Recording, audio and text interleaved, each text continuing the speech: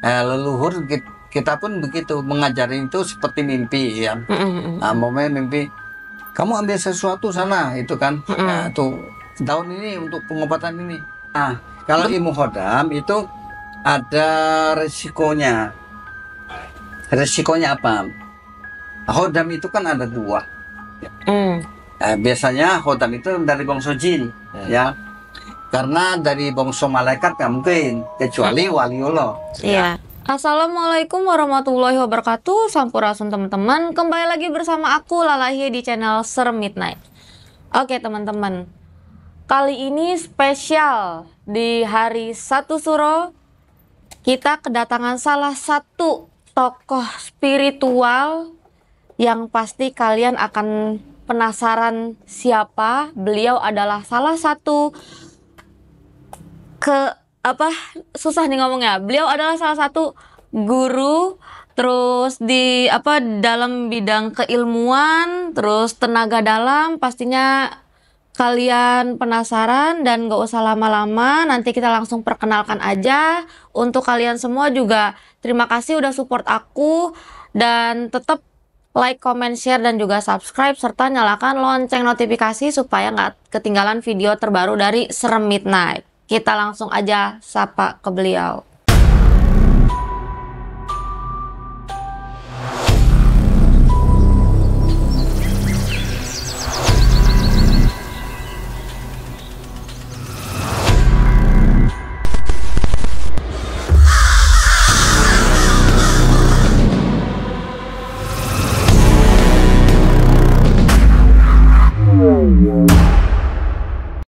Oke teman-teman, di samping aku sudah ada salah satu tokoh spiritualnya.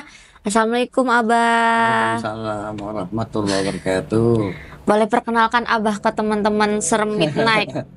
Abah. Ya, mau dikenalkan bagaimana ya? Jadi kalau nama ini kan dari dulu sampai sekarang ya tetap Abdul Hadi. Jadi kebetulan saya tinggalan di Yogyakarta. Oke, di Jogja. Jauh juga loh teman-teman, karena kita ini syuting lokasinya di Pelabuhan Ratu. Karena habis beliau mengadakan acara 1 Suro. Ya Abah ya. Gitu. Nah Abah, aku mau tanya-tanya sedikit. Benar nggak sih Abah ini mempunyai salah satu ibaratnya tekunannya di bidang al-hikmah, keilmuan dan tenaga dalam gitu? Jadi ini ketika saya kan asli Kalimantan. Nah, ketika saya menyeberang pulau ke Pulau Jawa, itu memang tujuannya dulu itu adalah belajar ilmu agama. Karena saya dulu kan mualaf. Ya. Nah, ketika saya sudah nyebrang, saya karena ingin menekuni ilmu agama, maka saya pilihlah pondok pesantren. Ya kan? Karena pondok pesantren kan sudah terjamin ilmu agamanya. Dan yang saya pilih itu adalah pondok pesantren di Yogyakarta. Nah, ketika saya lagi mondok, itu kan saya punya cita-cita itu, keinginan saya itu adalah jadi dai. Ya. Pada waktu itu musim-musimnya Haji Komariah Manado, ya mualaf juga. Jadi saya juga punya keinginan lah bisa dakwah seperti beliau. Tapi karena daerah saya, asal saya itu kan Kalimantan, dimana Kalimantan kan terkenal magicnya. Iya benar. Nah, saya ingin agar dakwah saya itu bisa aman, tentram, makanya saya perlu perlindung. Nah, dan disitulah saya mulai tanya-tanya, kira-kira mau belajar ilmu ini. Katakan ilmu, kalau zaman dulu namanya ilmu kanuragan. Kanuragan. Ya. Tenaga dalam belum itu ya, cuma nama katanya kan kanuragan itu untuk bentengi kita dan sebagainya, dari niat jahat itu bisa. Makanya dulu belum ada namanya hikmah atau hikmah dan sebagainya, belum, cuma ilmu kanuragan. Makanya saya waktu itu dibawa soal ke orang pintar, ya saya ikut gitu. Usia berapa itu kalau boleh tahu Abah dulu? Usia ini remaja ke dewasa ya.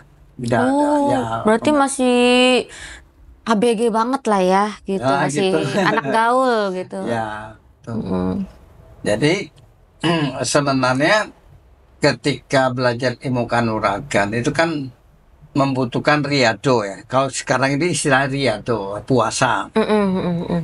Ya, menurut ukuran saya itu seorang mualaf itu nggak kuat. Tapi karena tekad ingin punya ilmu itu tak paksain. Ya. Dan Iya, alhamdulillah bisa selesai juga. Gitu. bisa berjalan lancar ya.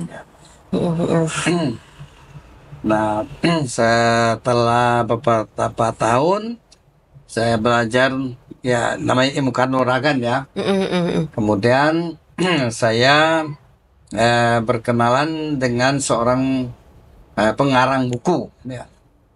Beliau almarhum Haji Kurdi Ismail, tinggalnya di Batang Pekalongan. Oh, Saya waktu itu kan karena beliau bisa mengarang buku sedemikian rupa, saya punya niat ingin belajar sama beliau. mm, mm. Saya soan ke Batang, warung asem itu waktu itu. Mm, mm, mm. Beliau bilang, wah saya sekarang nggak ngajar. Kalau mau belajar, ayo ke Bahamat. Iya, Gimana? Antar gitu. iya. Saya diboncengi pakai sepeda motor ke Bahamat. Nah, pada waktu itu ketemu sama Bahamat. Bahamat ini mau belajar sama Bahamat. Jawaban Bahamat itu bilang, wah ini datangnya malam Sabtu nggak bisa ini, ya nggak Kenapa? bisa gores. Tapi gores apa toh? Ya, tapi pokoknya intinya beliau bilang itu malam Sabtu nggak bisa. Hmm. Pak Kurdi Ismail bilang, tolonglah Bahamat ini jauh dari Jogja. Nah kalau pokoknya aturan itu nggak bisa dirubah, ya Iya. malam Sabtu nggak boleh. Kalau kamu mau gores silakan itu. Akhirnya saya pulang ke Jogja itu dengan tangan kosong, ya. Oh. Dalam arti tidak mendapatkan apa-apa. Kayak gitu. nihil yang ada Ya, hasil nihil, gitu. Heeh. Nah, beliau bilang kalau mau ke sini jangan malam Sabtu atau malam Selasa. Oh, mungkin pantangan ya di sana. Nah, memang perguruan al-hikmah itu nggak boleh menurunkan ilmu pada malam Selasa atau malam Sabtu. Oke, tahu ya. Gitu. Paham. Nah, terus? Nah, akhirnya selang beberapa minggu saya balik lagi cari hari yang selain malam Sabtu, Sabtu dan malam Selasa. Selasa itu. Heeh. Jadi sama beliau itu saya sempat beberapa tahun ya. Jadi setelah itu beliau mengatakan sudah cukup belajar sama Bahamat. Sekarang kamu belajar di pusatnya. Pusatnya di mana Bahamat? Di Cisoka Banten. Wow, Cisoka Banten. dekat rumah. Ya. Terus akhirnya Hmm. saya ke Cisoka Banten itu. Ternyata di sana itu dianggap selesai oleh Pak Ahmad itu dianggap bisa mengajar orang lain. Nah, untuk mengajar orang lain di samping ilmu, ya gores dan sebagainya, itu perlu legalitas, yaitu ada pengangkatan, surat pengangkatan dari pusat Cisoka Banten. Gitu. Oh, iya. Perjalanannya jauh juga ya, dari Jogja ke Pekalongan, terus ke Batang, ya. Ya, dari pertama ke Batang dulu. Oh, ke Batang Pinasam, dulu. terus diantar oleh Ustadz Kurdi Ismail ke Pekalongan. Pekalongan. Baru terakhir ke Cisoka. Kenapa nggak mampir ke rumah? Belum ada ya lalanya ya. Mau dijamu ayam goreng. Belum ada. Nah, terus pas setelah tadi Abah bilang ada apa di Cisoka itu sudah ibaratnya kayak dapat sertifikat atau apa gitu ya tadi Ya. ya. Itu dari situ bagaimana lagi lanjutannya? Jadi waktu itu saya kan tidak bertemu sama pendiri ya Al Mukarram Abah Syaki ya. Bisa kita menyebut Abah Syaki pendiri. Mm-mm. Nah, waktu itu saya ke sana itu beliau udah meninggal. Jadi saya hanya ketemu dengan putra beliau yaitu almarhum Kiai Haji Deden Juanda. Kemudian saya mintalah bagaimana saya diserahkan Mbah Ahmad ini katanya minta petunjuk selanjutnya. Oh ya. Nah, terus beliau bilang, kalau ini menurut keilmuan, kamu sudah berhak menjadi perawat, istilahnya perawat itu guru al-hikmah. Nah, namun untuk sebagai guru itu butuh surat pengangkatan dari sini. Oh ya. Nah, cuma untuk surat pengangkatan waktu itu kan biaya administrasinya itu sekitar 500. Iya, iya. 500. Wah, saya waktu itu kan bawa uang 300 lebih. Jadi saya kan merasa nggak cukup ya 300 lebih. Iya. Kata beliau nggak apa-apa, seadanya aja. Kata beliau. Tapi saya merasa bahwa kalau saya seadanya, saya merasa nggak enak. Ya, Iya. karena itu kan untuk seumur hidup ya. Terus saya beliau bilang sama beliau bahwa saya pulang dulu untuk mencari tambahan. Iya. Sebelum saya pulang, ya, beliau itu memberikan amalan. Ya, nanti kamu amalkan ini, insya Allah ada rezeki. Ya. Saya nggak tahu kan, tapi kan mendengar amalan, mendengar beliau memberikan amalan kan senang banget ya. Iya. Perasaan senang banget itu. Kemudian saya bawa pulang, beliau baca ini setiap malam 1001 kali. Nah, kemudian saya amalkan itu setiap malam 1001 kali. Baca-baca. Kemudian selang sebulan lebih lah saya mengamalkan itu. Di luar dugaan saya itu ada tamu 2 bos konveksi ya. Diantar oleh teman bapak saya itu dari Pontianak itu. Kemudian minta ilmu lah saya berikan. Kemudian mereka memberikan satu orang 1,5 juta. Jadi 2 orang 3 juta. Wah, cukup lah untuk soal lagi kan gitu. Dan makanya itu kan wujud daripada ilmu hikmah seperti itu. Nah, kemudian setelah itu saya soal lagi ya, ke ini untuk ambil ijazah aja. Dari kesimpulan bahwa kita yakin, kita baca, insya Allah Allah akan mengabulkan apa yang keinginan kita. Gitu. Berarti pas Abah ini ibaratnya dapat kayak udah diiyain sama orang sana, udah nggak apa-apa seikhlasnya, terus Abah punya hati yang wah nggak bisa nih karena akunya nggak enak gitu, terus berusaha akhirnya dikasih amalan. Dari situ ibaratnya kasarnya rezeki pertama ya kedatangan 2 orang itu. Betul. Jadi tidak terduga dan yang diberikan pun bagi saya besar sekali ya. Karena saya dulu ngumpulin uang itu dengan kulaan kitab. Ya, dulu di pondok kan ada jualan kitab. Saya lihat nih potensi kan di pondok itu kok ada pengajian tapi nggak ada yang jual kitab. Saya naik ontel ke kota itu, saya kulaan. Jadi mungkin dari kota saya beli 500 ya, 500 satu kitab dipotong 15%. Nah, persennya yang saya untung. Terus saya tabung gitu. Iya. Nah, yang mendadak dapat 1,5 juta satu orang, 3 juta 2 orang kan seakan-akan kaget kan. Kok bisa ya? Nah, itu kok bisa ya gitu. Itu adalah wujud buah dari ilmu hikmah seperti itu. Nah, yang saya baca itu nggak panjang sih. Jadi asma Allah ya, yang menurut orang itu, menurut guru saya itu ini untuk kelancaran rezeki. Waktu beliau memberikan ijazah itu, beliau mengatakan kamu baca aja, insya Allah ada rezeki. Saya ya pulang ya, udah mau ngantuk malam itu kan, saya tetap baca. Jadi bacanya nggak sulit, masalahnya ya Allah, ya Fatah, ya Rozak, ya Wahab. Setelah itu 1001 kali kan, kemudian dilanjutkan di bawahnya ya Ghaniyu, ya Mukni, 1001 kali juga. Jadi kalau di jumlah itu kurang lebih 1 jam lah. Iya, kurang lebih 1 jam. Itu berarti benar-benar rezeki dari Allah itu tak terduga gitu ya. Iya, betul. Ya. Min hasil ya, tasib itu ya. Iya, apalagi pas zamannya Abah mungkin dapat satu orang 1,5 tuh udah besar banget ya. Ya itu makanya saya anggap itu rezeki itu luar biasa ya.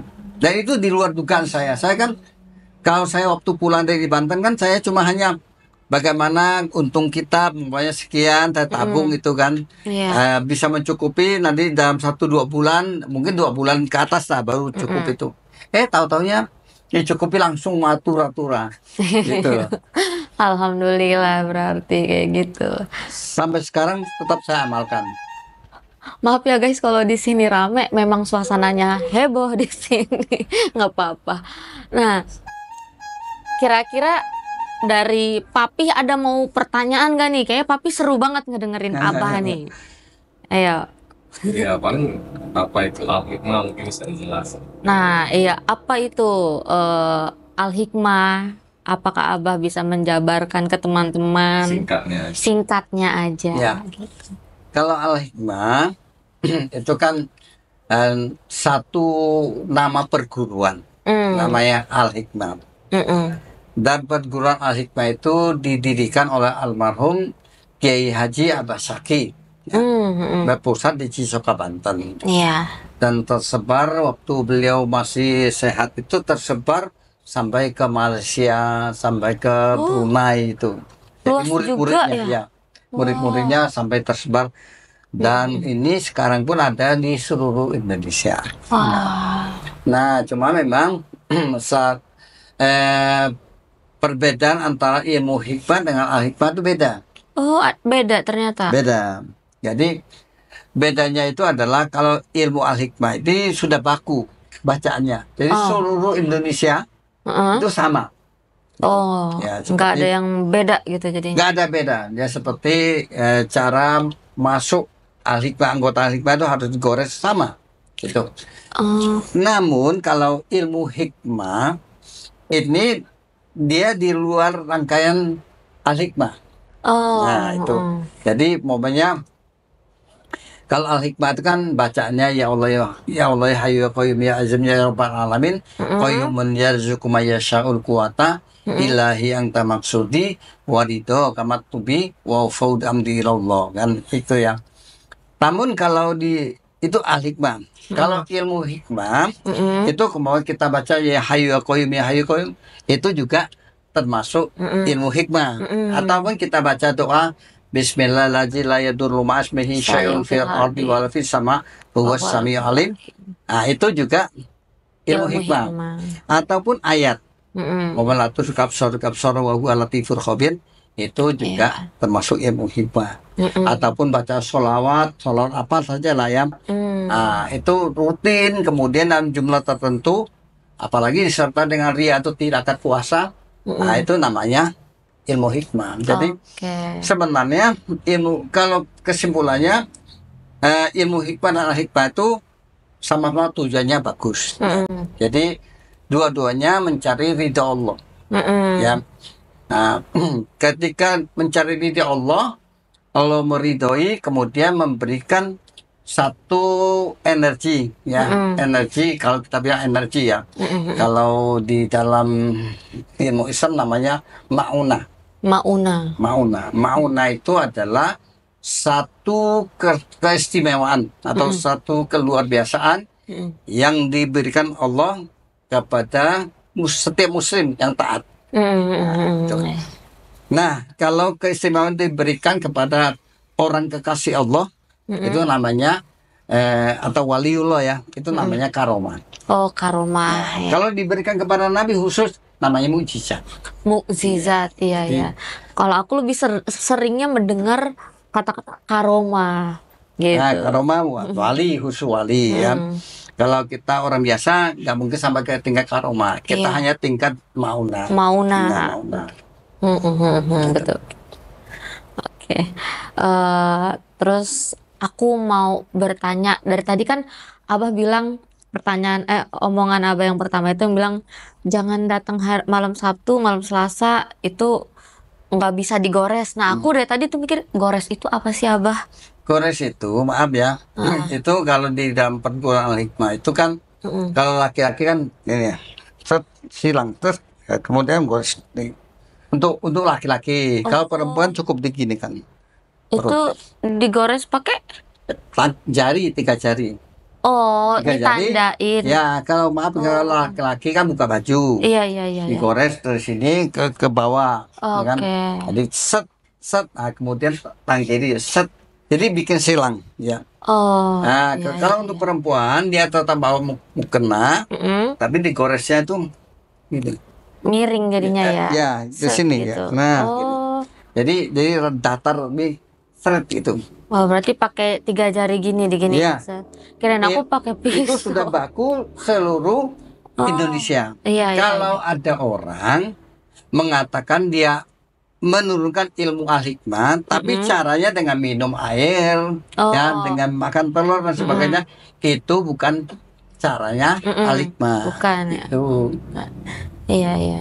Jadi begitu teman-teman, kalau kalian apa Iya, itu. Ya. Fungsinya Nah, fungsinya menurut guru kita ya kan, sebelumnya kan kita dikasih tahu kan, ini fungsinya adalah untuk pembersihan. Ya, pertama untuk pembersihan apabila yang mau masuk al-hikmah ini orangnya pernah masuk ke ilmu hitam, apa pernah punya khodam yang hitam, itu bisa hilang gitu. Oh. Itu ya.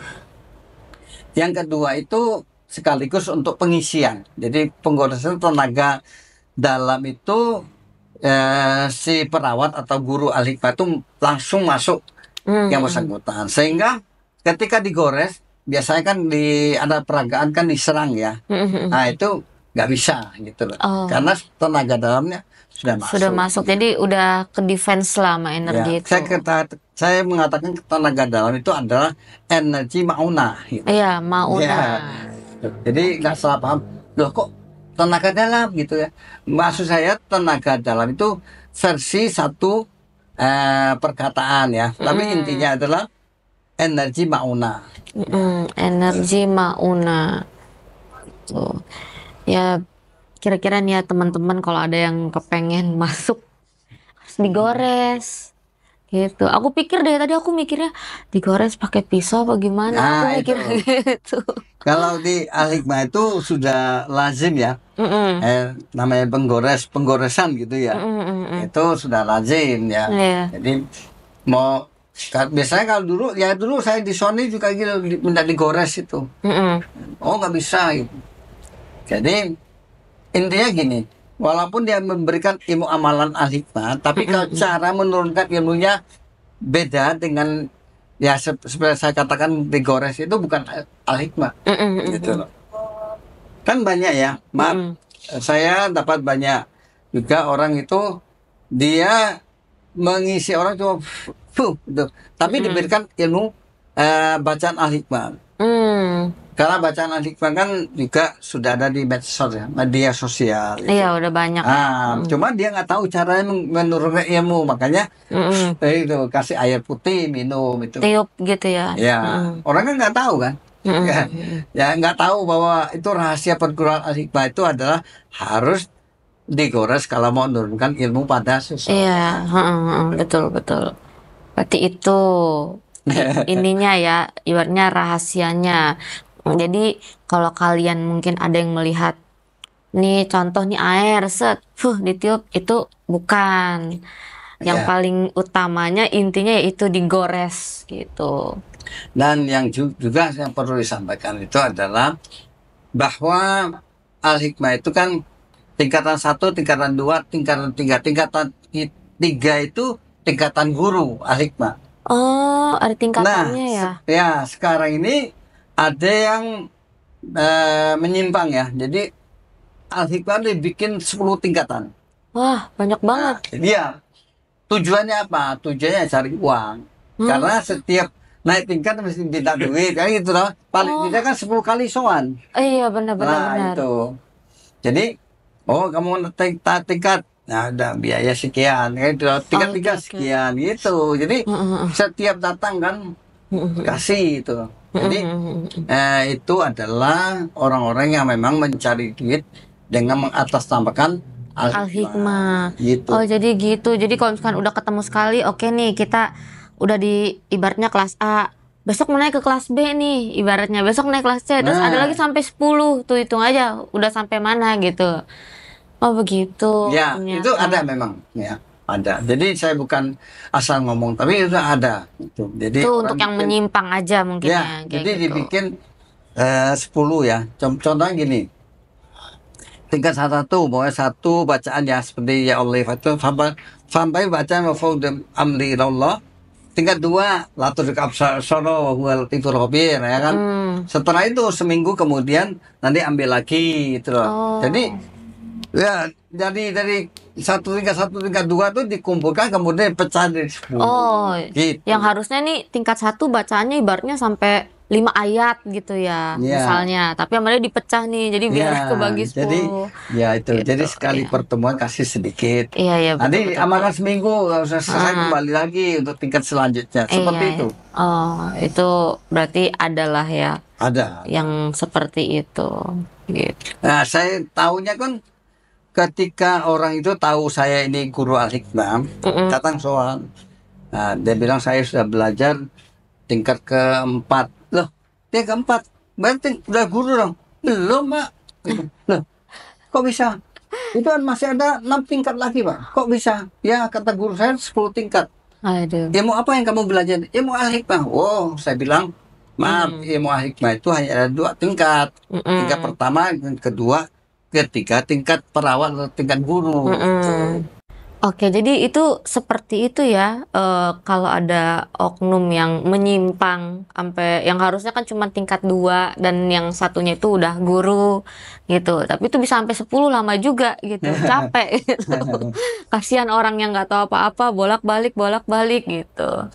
Ya, jadi orang itu kan kagum dengan perguruan al-hikmah. Jadi Iya, ada betul. orang ngaku itu guru al-hikmah kan sudah tunduk ya. Iya, Nah, jadi dia bilang 10 tingkat, 20 tingkat kan orang nggak percaya. pasti diikutin aja, dilakonin gitu ya. betul.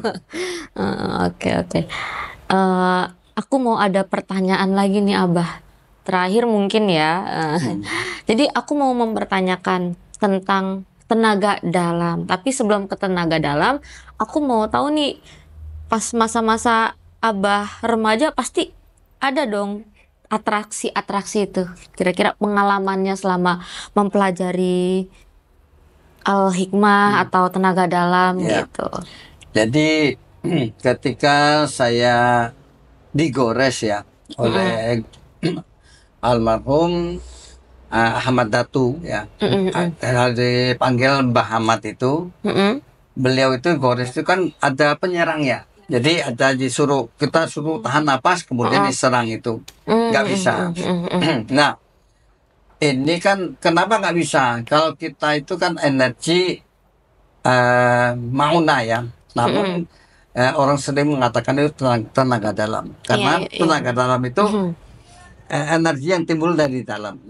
Ya, nah, itu suatu hari Pak Ahmad bilang sama saya bahwa ilmu al-hikmah kamu sudah jadi itu apabila kamu itu selalu mendapat pertolongan dari Allah, ya. Bukan karena orang mukul termental. Iya, Itu betul. kata beliau begitu. Itu terngiang-ngiang. Nah, itu saya buktikan ketika sudah 2 tahun saya belajar ya.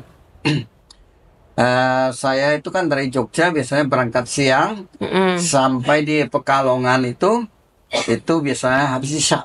Oh, jauh juga ya. Ya, Jauh juga dari Jogja ke ya bisa. Pekalongan. Ya, kan oper-oper. Ke Semarang dulu, Semarang naik Coyo yang ke jurusan Cirebon itu turun di Pekalongan, naik angkot lagi. Habis angkot, jadi kayak naik becak lagi gitu. kayak transit gitu. Betul. Nah, guru bilang kan al-hikmah kalau sudah jadi itu ada pertolongan Allah setiap kamu membutuhkan. Iya. Jadi bukan hanya orang mukul nggak kena, bukan itu kata beliau kan. Saya waktu itu belum paham. Nah setelah itu suatu ketika saya berangkat Jogja sampai Pekalongan itu jam ya habis isya lah ya. Iya. Habis isya tuh habis hujan. Oh, Konon kabarnya hujan tuh dari jam 5 sore. ya, jam 5 sore ya. Saya naik becak, listrik mati. Jadi menuju ke teman guru mati semua. Gelap gulita Gelap, gitu ya. ya. Kebetulan ini jalan satu-satunya menuju ke rumah guru kita itu lewat samping rumah orang. Namun karena mau masuk ke gelap nggak kelihatan. Tuh terus tukang beca, Pak ada senter nggak? Nggak ada. Kita kan nggak bertugas hujan, nggak ada. Ada korek nggak ada. Terus saya bilang, kenapa? Nggak kelihatan ya katanya kan. Saya bilang begitu tuh langsung ada kilat yang menyambar. Nah sehingga kelihatan ternyata kalau lurus nabrak pohon bambu. Lah ya tuh. Tapi ternyata harus belok ke kanan, baru lurus. Nah, setelah itu kilat menyambar kelihatan kan pohon bambu. Terus setelah itu akhirnya sampai ke tempat guru. Nah terus saya baru duduk nggak sampai 5 menit itu lampu nyala.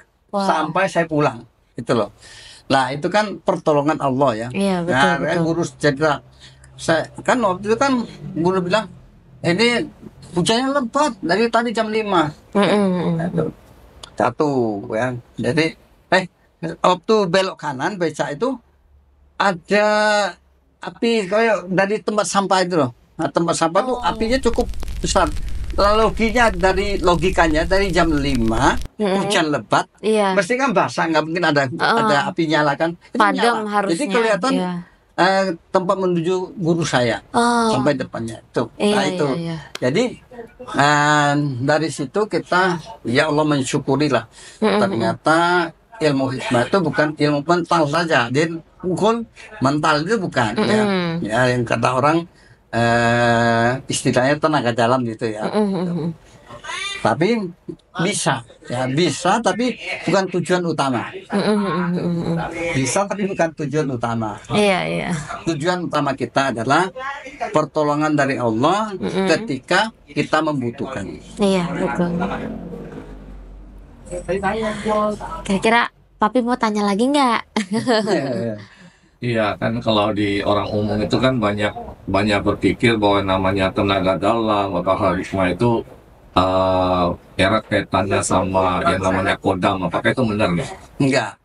Jadi energi ilahiyah itu yang saya katakan ilahiyah itu kenapa kok dinamakan ilahiyah? Ilahiyah kan artinya Allah ya. Ya. Kenapa kok situ? Karena energi itu timbul itu karena kita itu membaca. Pertama, ya ada orang itu sering membaca sholawat tertentu, maka itu akan mendapatkan energi ilahiyah, ya. Ataupun membaca ayat tertentu seperti tadi ya, latur kapsol wa huwa latiful khabir kan. Ataupun membaca doa tertentu seperti Bismillahirrahmanirrahim la yadurru syai'un fil ardi wa fis samaa'i wa sami'ul alim, ataupun membaca asma Allah ya, seperti ya hayyu ya qayyum ya hayyu ya qayyum. Nah di situ akan terhimpun satu energi yang bersandar kepada Allah. Makanya saya namakan energi ilahiyah. Ya. Dan karena energi, maka dia akan ilahiyah itu kan dianggap itu sesuatu yang benar. Ya, baca. Nah, ketika sesuatu yang tidak benar mau datang, maka akan tertolak. Iya betul. Nah, makanya itu sering orang mengatakan itu tenaga dalam. Ya. Kenapa kok bisa? Ya karena itu ketika seseorang itu sering membaca seperti itu, maka di dalam dirinya itu diliputi oleh satu kekuatan energi ya, yang benar lah ya. Itu. Nah, ketika ada sesuatu yang tidak benar ya, maka dia akan pental. Gitu. Iya, jadi mental, nggak bisa ke kita gitu. Itu yang mungkin orang banyak kan orang agak nah ya terus pikirannya kodam itu. Ya bukan. Jadi memang ada juga yang khusus ilmu hodam ya. Nah kalau ilmu hodam itu ada resikonya. Resikonya apa? Hodam itu kan ada 2. Biasanya hodam itu dari bangsa jin ya.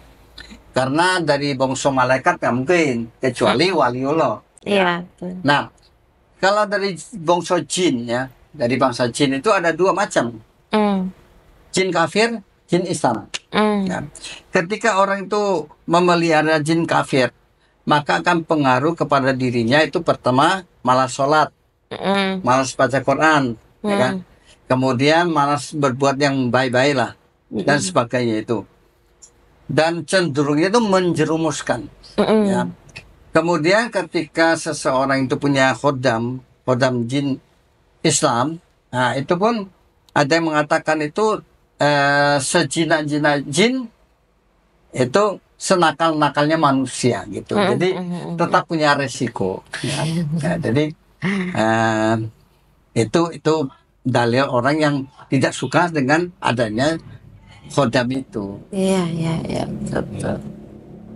Jadi menjelaskan perbedaannya gitu. iya, jadi paham gitu ya. Karena kan kodam itu berarti mereka punya hasrat ya, punya keinginan gitu kan. Ya, Yang jadi maaf, saya pernah menangani satu pasien. Pasien itu terjadi kecelakaan dalam keadaan kritis. Ya. Dalam kritis itu dia malah datangi oleh seorang pemuda. Dan menawarkan, kamu mau sembuh nggak? Ya mau lah, orang yang sakit oh ya, mau. Kalau mau, saya akan masuk ke badanmu, ya kan? Itu mau ya, pengen sembuh kan, mau ya. Begitu masuk, itu dia merasa seger, ya kan? Nggak lama tuh keluar dari rumah sakit, ya. Iya. Nah setelah itu dia merasakan satu keistimewaan, ya. Jadi umpamanya dia ujian tuh kayak tangannya gerak sendiri tuh ada yang membimbing gitu. Tapi itu benar, itulah. Iya. Kemudian ada orang itu, ada yang istilahnya menjolimi dia bilang, awas celaka kamu loh, itu bisa celaka. Gitu. Dia merasa setiap tindakannya itu dibantu oleh sesuatu. Iya. Ya khodam itu. Namun ketika teman saya salaman tuh dia langsung seperti kesetrum. Saya bilang di dalam diri Mbak ini perempuan, itu ada khodam. Saya bilang itu kafir. Kalau Islam nggak mungkin salam itu Nggak mau mungkin, nolak gitu nggak ya. panas, Iya. kecuali kafir. Nah, saya bilang kalau mau dihilangkan itu ada dua resiko. Resiko pertama, Mbak itu akan jadi orang biasa lagi, nggak punya apa-apa. Gitu. Iya. Kedua, ini sakitnya akan bisa lebih parah dari yang pertama. Berkelanjutan Dan yang gitu jelas ya. lemes ya, karena Iya. kekuatan dia kan ditunjang oleh Sama khodamnya itu. yang jin tersebut ya, Ya, gitu. dia tuh merasa kasihan ya sama khodamnya itu, karena udah membantu dia, udah menyembuhkan dia, nggak mau dia dilepas, nggak mau. Nah itu, jadi resikonya seperti itu. Iya, susah ya kalau udah melekat seperti Ya, itu. jadi kalau saya itu banyak yang menanyakan, Bapak mengajarkan khodam nggak? Nggak. Bapak bisa mengajarkan khodam nggak? Nggak, ya. Jadi saya bilang yang saya ajarkan itu adalah asma Allah, ya, bersumber pada energi ilahiyah, gitu. Iya, berarti udah. Terus ada satu lagi, katanya kalau misalnya membaca bacaan misalnya Asmaul Husna atau yang lain-lainnya, itu kan masing-masing tadi ada energinya kan. Ya. Ada katanya kalau energinya itu kadang bisa juga terlalu panas atau terlalu kuat sehingga badan orang itu bisa aja juga karena nggak kuat untuk terima. Itu benar nggak bisa kayak gitu? Kalau Asmaul Husna terus terang itu nggak ada.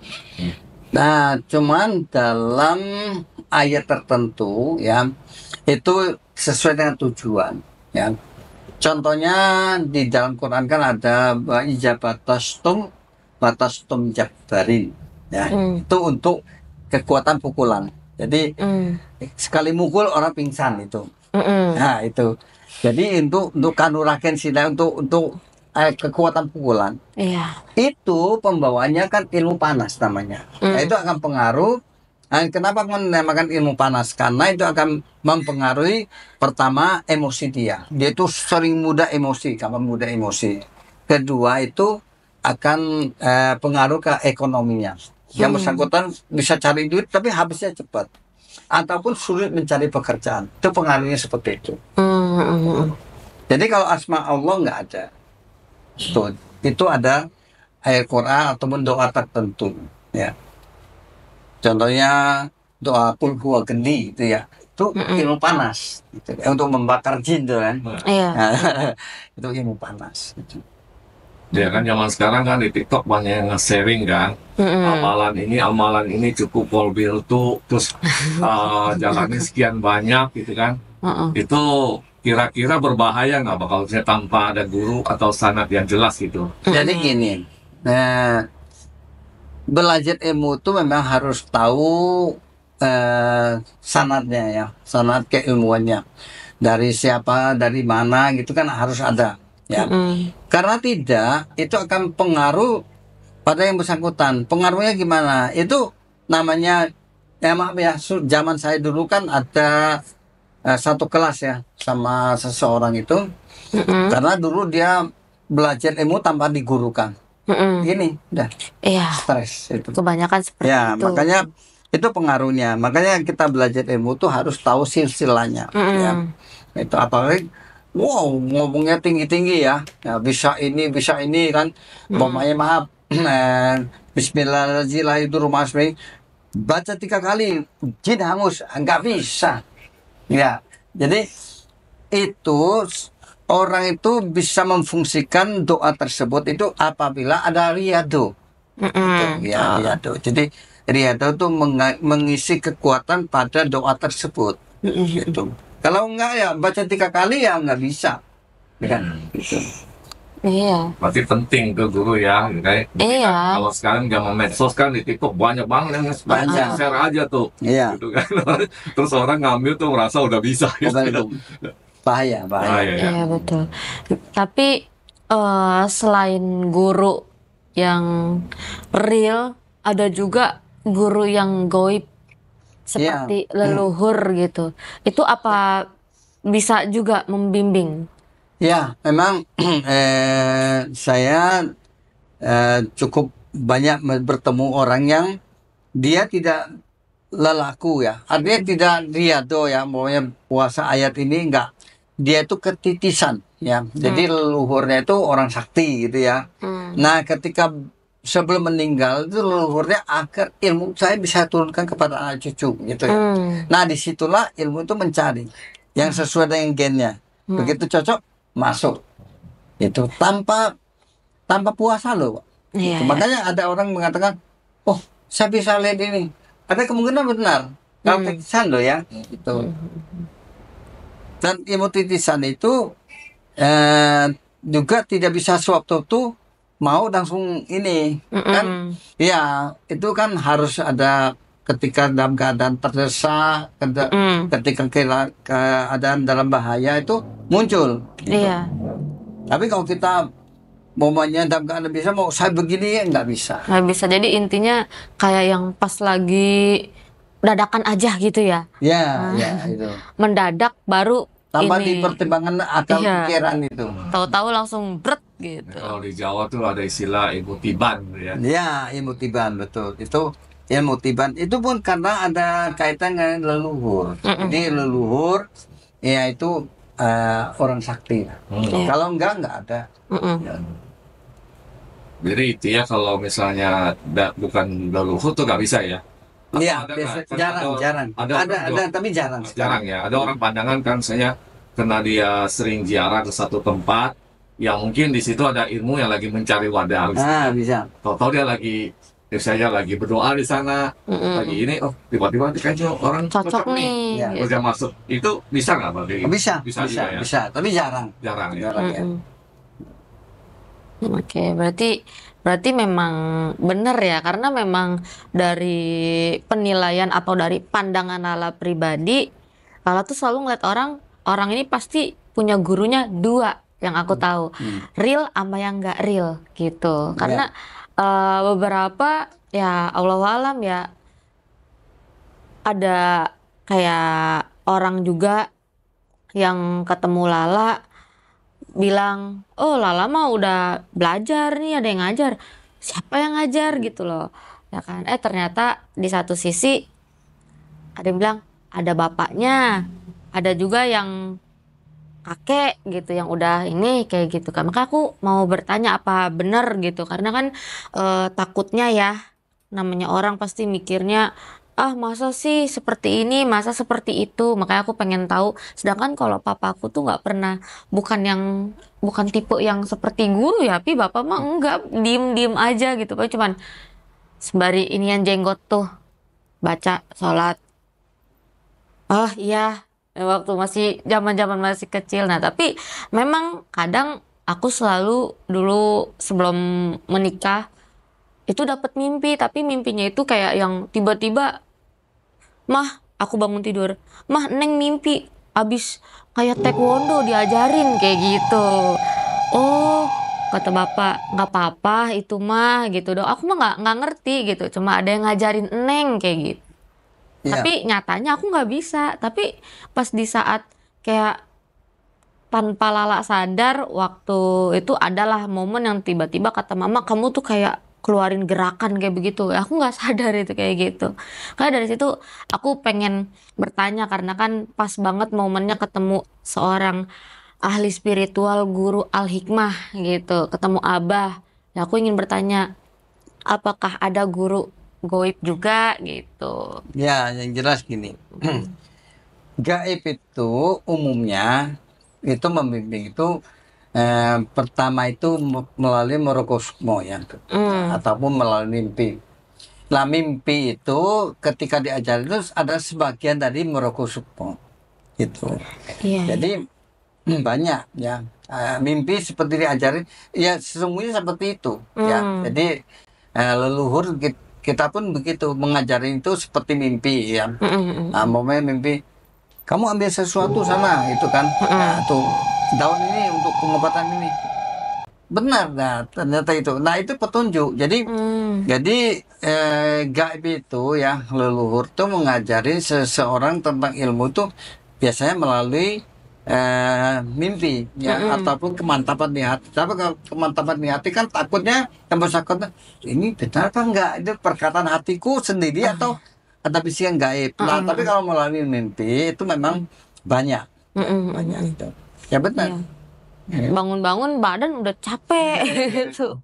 Ya. Ini bener apa enggak nih habis ini kayak gitu. Jadi Ada satu lagi ya.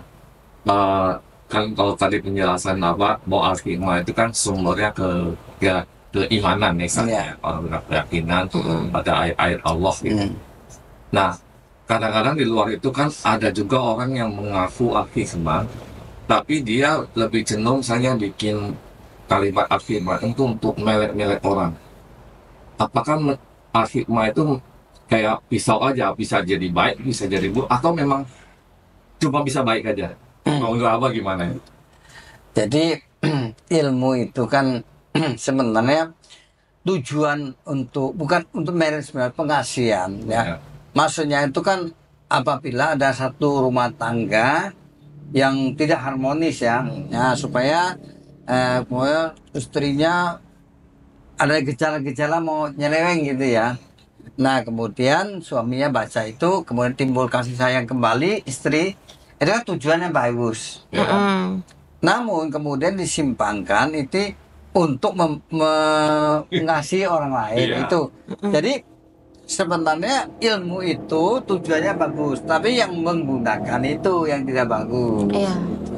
Berarti istilahnya ilmu itu mengikuti yang make, gitu ya? Iya betul. Atau memang nggak bisa? Misalnya kan karena dia bersumber dari ajaran istilahnya Quran atau apa yang intinya kan untuk kebaikan. Ya. Tapi kalau misalnya diselewengkan untuk keburukan, itu tetap jalan tuh, Pak? Atau ya kalau energinya itu tetap jalan. tetap jalan? Tetap jalan. Dan ya itu saya bilang itu, ya itu seperti pisau itu kita gunakan untuk apa? Gitu kan.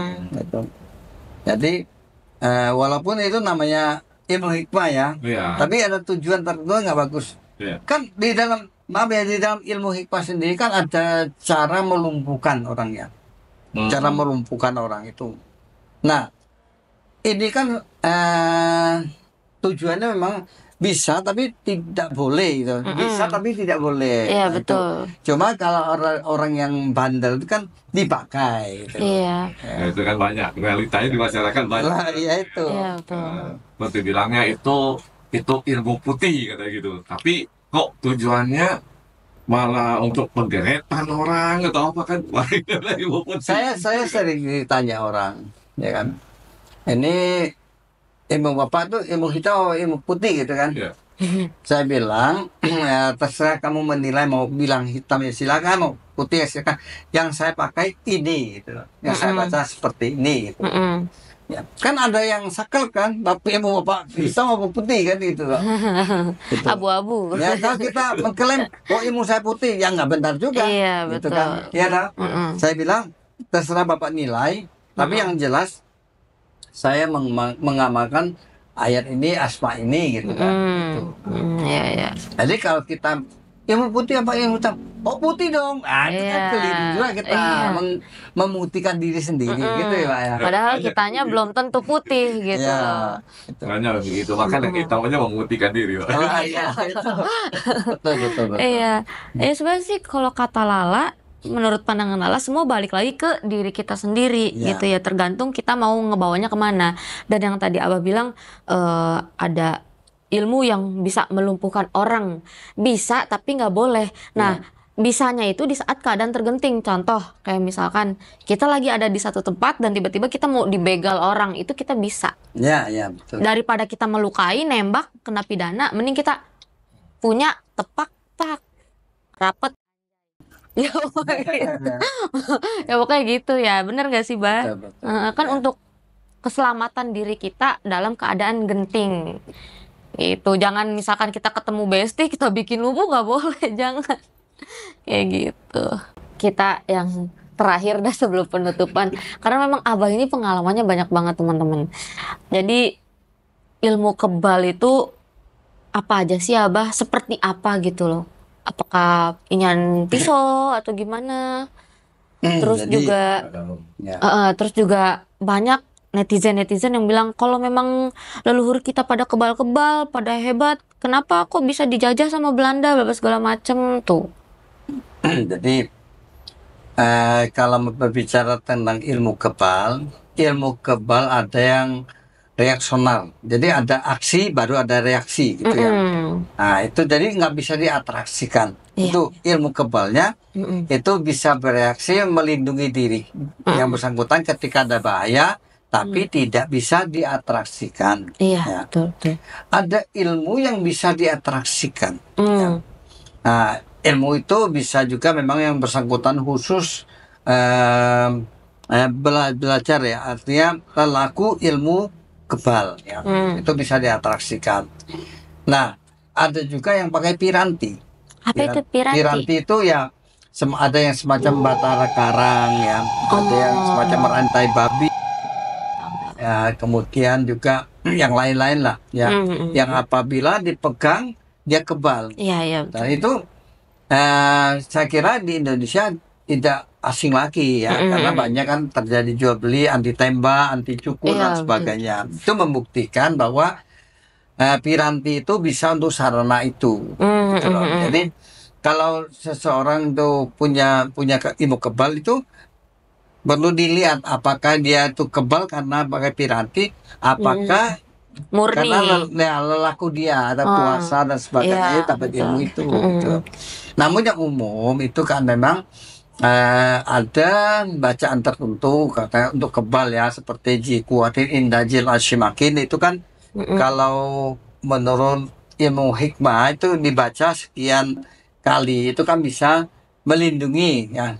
Apabila ada orang bacok itu nggak sengaja tuh bisa kebal gitu. Iya. Ada juga yang kowiyu yamatin itu juga berfungsi untuk kekebalan. Gitu.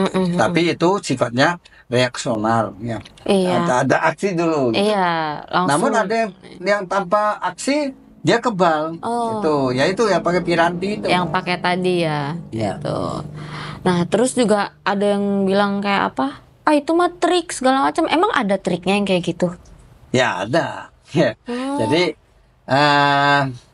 memang terus terang itu zaman dulu itu kan zaman bukan zaman dulu ya, zaman sudah agak kesini itu di mana ilmu sulap itu belum menggejala, belum heboh di media itu banyak juga paranormal menggunakan trik sulap untuk menunjukkan bahwa dirinya sakti. Oh. Ya. Ya seperti mama contohnya dia jual keris itu ya, dipegang ujungnya, suruh di tes ini ada energi baru, dipegang ke strum. Nah itu kuat toh. Nah itu jadi itu kan trik sulap, tapi dikemas seakan itu punya kekuatan supernatural. Iya, Itu iya, iya. itu banyak oknum ya. Oh iya, iya. Jadi maksudnya kan sebagian ada paranormal yang begitu, tapi yang sebagian juga nggak, ya malu lah menggunakan itu. Kalau yang ini nggak tahu, seru, keren gitu ya. Iya. Kalau yang tahu mah itu mainan anak gue. Kayak gitu. Iya, iya. Berarti memang ya terbukti juga gitu, apa namanya, bahwa leluhur-leluhur kita di tanah Jawa ini memang di Indonesia sakti semua ya. Iya. Nah kaitan dengan kenapa dijajah, itu kan takdir Allah tuh mengatakan bahwa itu Indonesia akan dijajah oleh Belanda. Itu sudah tersurat. Iya. Sakti apapun tetap nggak bisa. Gitu loh. Jadi itu suratan takdir. Ya. Jadi suratan takdir itu sudah sesuatu yang tidak bisa dirubah oleh manusia, walaupun sakti gimana pun, ya kan? Iya, Gitu. betul. Jadi itu saya kira itu salah persepsi ya. Kenapa kok sakti kok nggak ini? Itu kita meyakini bahwa segala sesuatu yang terjadi itu atas kehendaknya. Iya. Itu. Ya dah. Kita dijajah Jepang atas kehendak Allah. Gitu dong. Betul. Perjalanan bangsanya harus begitu. Iya. Ya. Kalau nggak ada begitu mungkin nggak ada cerita gitu Nah, ya. ya.